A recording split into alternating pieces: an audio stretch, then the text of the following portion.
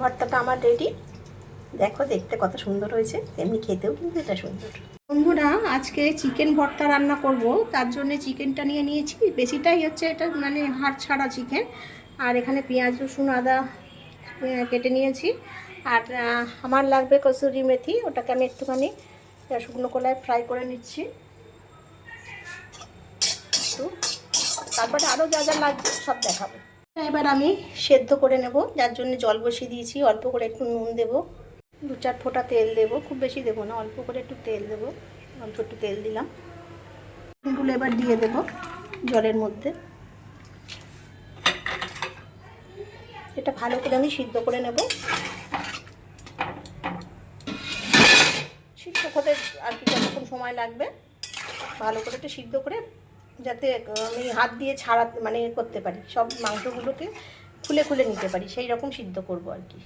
চিকেনটা সিদ্ধ হয়ে গেছে বন্ধুরা, এইবার এটাকে আমি নামিয়ে ফেলবো। একদিকে মানে জলটা আলাদা আর চিকেনটা আলাদা করে ফেলবো। এবার এই যে চিকেনটা আলাদা করে ফেলেছি আর জলটা আলাদা করে ফেলেছি। এবার চিকেনগুলোকে আমি ভেঙে ভেঙে নেব।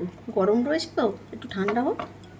চিকেনটা হাড়ের থেকে ছাড়িয়ে নিয়েছি আর একদম কুচি কুচি করে নিয়েছি। আর এখানে তো চিকেনে সিদ্ধ জলটা আছে, তেলটা দিয়েছি, তেলটা গরম হয়ে গেছে। আমি গোটা গরম মশলাটা ফোড়ন দিলাম।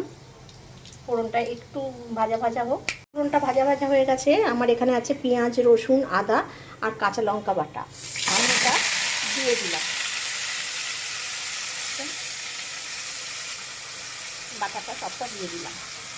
হলুদটা দিয়ে দিলাম, কাশ্মীরি লঙ্কার গুঁড়ো দিয়ে দিলাম, ঝাল লঙ্কার গুঁড়ো দিয়ে দিলাম একটু, অল্প করে নুন দিয়ে দিলাম, কেননা চিকেনটা সিদ্ধ করার সময় আমি একটু নুন দিয়েছিলাম, চেখে দিতে হবে। এবার ভালো করে আমি কষাবো। কষানোটা হচ্ছে, এই অবস্থায় আমি টক দইটা দিয়ে দেবো। অল্প, যেহেতু অল্প চিকেন, খুব বেশি টক দই দেওয়া যাবে না, তো ভালো করে কষাবো। আর আমি এর সাথে চিকেনগুলো দিয়ে দেবো। চিকেনগুলো এর সাথে, সিদ্ধ চিকেনগুলো এর সাথে কষে যাবে আর কি, কষা হয়ে যাবে। ভালো করে নাড়াচাড়া করব।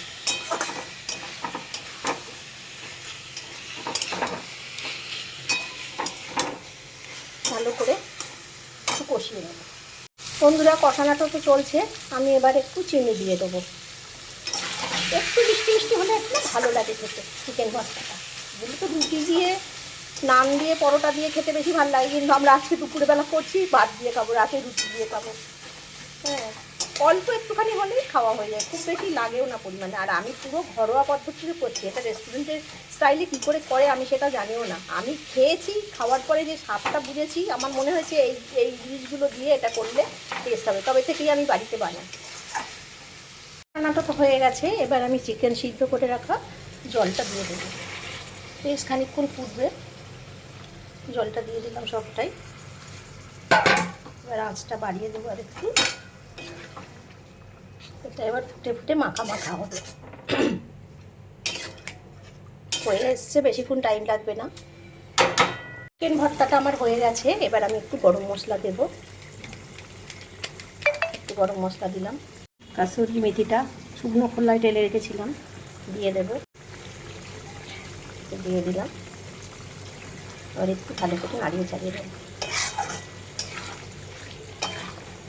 খুব সুন্দর সেন্ট বেরোচ্ছে বন্ধুরা। বাড়িতে ছোটোখাটো অনুষ্ঠান হলে রাত্রিবেলা পরোটা আর এটা করে দিলে সবাই খুশি হয়ে খাবে। কি সুন্দর দেখতে হয়েছে দেখো বন্ধুরা। আর দেবো একটু ফ্রেশ ক্রিম, এটা না দিলে স্বাদটা পরিপূর্ণ হবে না। কিছু কিছু রান্নায় কিছু কিছু জিনিস একেবারে অপরিহার্য।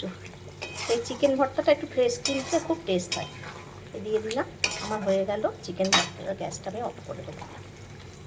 হয়ে গেল, এই যে এইরকম হয়েছে। একটু ঠান্ডা হলে এটা একদম সুন্দর মাখা মাখা হয়ে যাবে। এমনি হয়েছেও মাখা মাখা। কেমন হয়েছে বন্ধুরা তোমরা বলো।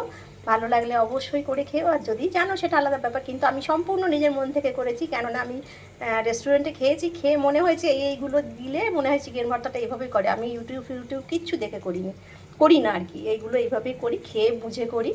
এটা বাড়িতে খাওয়া সব জিনিসই রান্না করে খাওয়া ভালো, তাই না বন্ধুরা? এটা করে খেয়েও তোমরা, তোমাদের ভালো লাগবে।